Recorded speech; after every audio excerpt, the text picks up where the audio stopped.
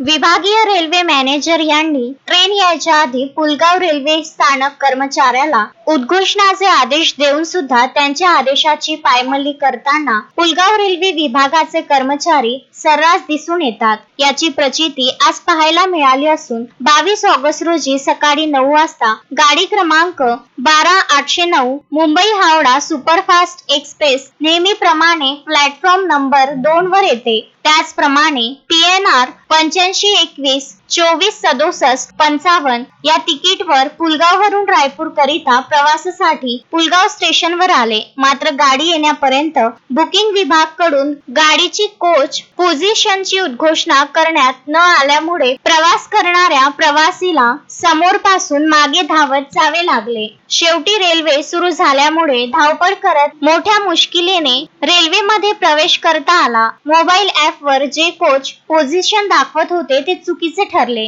प्रश्न निर्माण होतो की लाखो रुपयाचे पगार असणारे हे वर्तमान कार्यरत कर्मचारी कोच उद्घोषणा करण्याकडे दुर्लक्ष करत विभागीय मॅनेजर नागपूरच्या आदेशाची सर्रासपणे पायमल्ली करत असून याचा त्रास प्रवासी वर्गाला भोगावा लागतो। प्रवासी हे शुगर किंवा बीपीचे रुग्ण सुद्धा असतात।